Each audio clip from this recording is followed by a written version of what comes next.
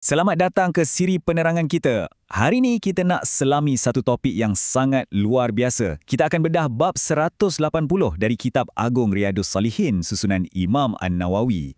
Bab ni yang berada di bawah kitab keutamaan secara khusus membongkar fadilat atau kelebihan yang kalau kita fikirkan memang tak masuk akal besarnya tentang membaca Al-Quran. Jom kita dalami perkara ni sama-sama sebab apa yang Imam An-Nawawi susun kat sini bukan sekadar senarai pahala biasa tau.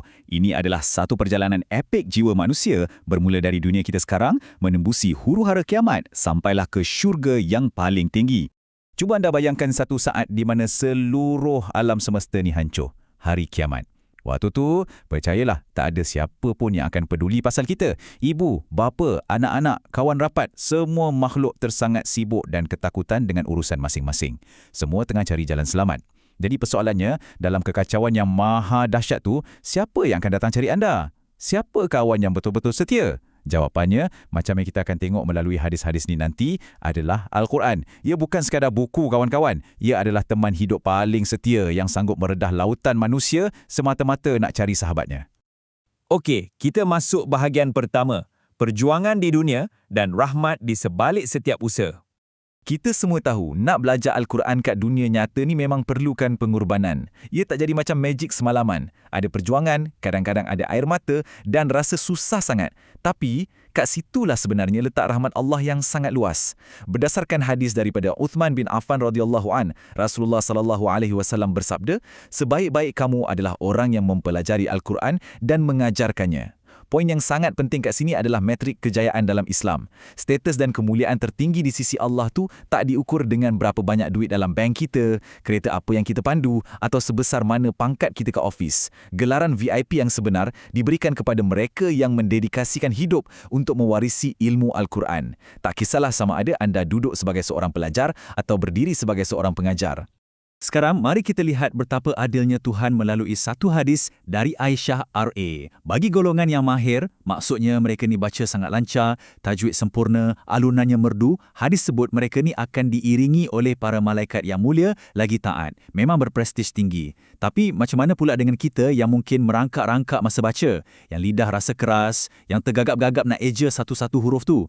Nabi SAW sebut jelas, bagi mereka yang bersusah payah ni, mereka tak akan rugi. Malah mereka dapat dua pahala. Ya, dua ganjaran yang berasingan. Satu pahala untuk bacaan tu sendiri dan satu lagi pahala untuk kepayahan dan kesungguhan tak kenal putus asa tu. Jadi kalau anda tengah bergelut belajar mengaji sekarang ni, jangan pernah rasa segan atau bersalah. Kepayahan anda tu sebenarnya sedang dibayar dengan harga yang sangat-sangat mahal.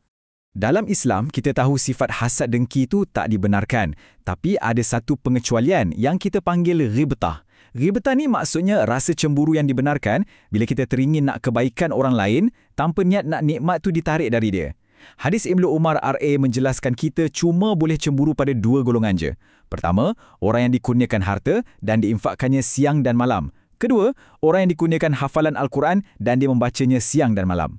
Ini tunjukkan satu realiti yang cukup luar biasa. Harta kekayaan, walaupun disedekahkan hari-hari, ia tetap bersifat sementara. Tapi Al-Quran yang terpahat kukuh di dada, nilainya kekal abadi selamanya. Inilah nikmat yang paling layak dan patut untuk kita rasai cemburu. Kita teruskan ke bahagian kedua. Pengiraan ilahi. Bagaimana ganjaran ini digandakan berlipat kali ganda.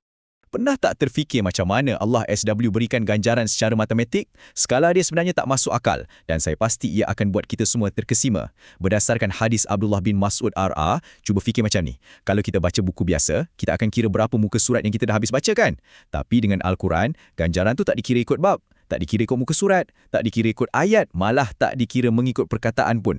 Ganjaran ni dikira berdasarkan setiap satu huruf yang disebut oleh lidah kita. Dan setiap satu huruf tu nilainya adalah satu kebaikan yang kemudiannya automatik dilipat gandakan menjadi 10 kali ganda.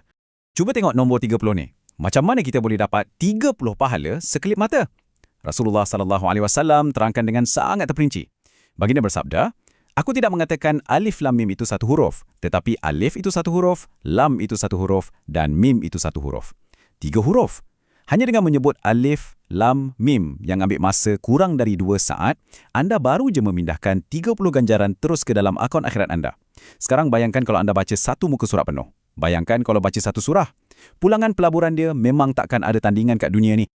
Masuk bahagian ketiga, kita beralih ke satu fasa yang lebih epik. Pembela Agung, perisai anda di hari kiamat. Okey, sekarang garis masa kita beralih dari dunia yang fana ni terus menuju ke alam akhirat. Ke satu hari di mana setiap manusia dihidupkan semula dalam keadaan yang paling menakutkan dan mengelirukan. Waktu kita berada di padang mahsyar nanti, pesanan dari Abu Umamah RA ni akan jadi sangat kritikal.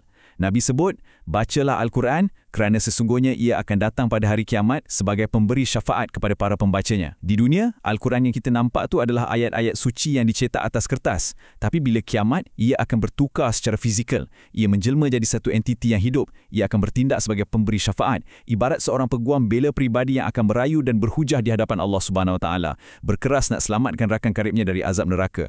Dan pembelaan ini jadi jauh lebih dramatik. Ibarat babak sinematik menerusi sebuah lagi hadis dari An-Nawas bin Sam'an radhiyallahu anhu. Dua surah yang terpanjang dalam Al-Quran, iaitu surah Al-Baqarah dan surah Ali Imran, akan berarak melangkah ke hadapan. Kedua-duanya diberikan kedudukan istimewa untuk bertindak sebagai barisan hadapan.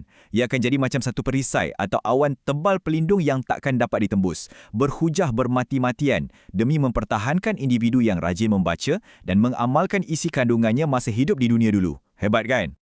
Seterusnya, bahagian keempat, kenaikan abadi. Fasa meningkat darjat di dalam syurga. Selepas segala perbicaraan kiamat selesai dan pembelaan diterima, perjalanan kita beralih ke destinasi yang paling kita dambakan, syurga. Hadis daripada Abdullah bin Amr bin Al-As radhiyallahu anhu ni membawa satu mesej yang sangat indah. Kat syurga kelak, darjat dan kedudukan abadi kita bukan diukur secara rawak tau. Ia diukur secara langsung oleh seberapa banyak ayat Al-Quran yang kita lekatkan dalam hati semasa di dunia. Dikatakan kepada pembaca Al-Quran, bacalah, naiklah dan bacalah secara tartil kerana sesungguhnya kedudukanmu adalah pada akhir ayat yang engkau baca. 3 langkah ni sebenarnya mewakili pergerakan fizikal kita di syurga nanti. Langkah pertama, bacalah. Anda akan mula melantunkan ayat yang anda hafal. Langkah kedua, naiklah. Setiap kali anda baca ayat seterusnya, darjat dan tingkat syurga anda akan terus naik, naik dan naik. Langkah ketiga, tartil. Anda membacanya dengan perlahan, cantik dan tenang, sebiji macam mana anda cuba sedaya upaya membacanya ketika di dunia dulu. Ini adalah demonstrasi paling jelas macam mana usaha kita bertadarus kat ruang tamu hari ini, terjemahannya adalah kenaikan status dan pangkat kita di syurga kelak secara literal. Jadi, jom kita rumuskan apa intipati dan hikmah luar biasa di sebalik kompilasi bab 180 oleh Imam An-Nawawi ni. Pertama, Al-Quran ni adalah kawan kita yang paling setia pada hari kiamat nanti. Kedua, wujudnya rahmat yang mutlak untuk setiap kegagapan dan kesukaran kita masa belajar. Jadi tak ada alasan untuk kita tak nak mencuba. Dan ketiga, ini adalah projek kehidupan kita, satu perjalanan panjang tanpa henti untuk kita terus belajar dan mengajar. Imam An-Nawawi kumpulkan semua hadis ni kat satu tempat dengan satu je tujuan, untuk hapuskan apa jua alasan yang kita cuba reka untuk tinggalkan Al-Quran. Akhir sekali, saya nak tinggalkan anda dengan satu soalan yang sangat penting untuk kita semua tanya pada diri sendiri. Macam mana rupa hubungan harian anda dengan Al-Quran hari ini? Cuba bayangkan, ia adalah satu-satunya entiti yang akan berdiri teguh mempertahankan anda masa seluruh dunia membelakangkan anda. Adakah ia masih jadi keutamaan dalam jadual sibuk kita atau ia sekadar senaskah buku yang berhabuk je kat atas rak tu? Lepas kita tengok janji-janji Allah yang maha adil dan ganjaran yang melimpah ruah ni, ambillah peluang ni. Bukalah semula Al-Quran anda. Teruskan membaca, biarpun satu ayat je sehari. Biarpun lidah tu merangkak-rangkak nak sebut. Sebab apa? Sebab setiap satu huruf tu sedang merintis jalan anda langkah demi langkah ke tingkat syurga yang paling tinggi.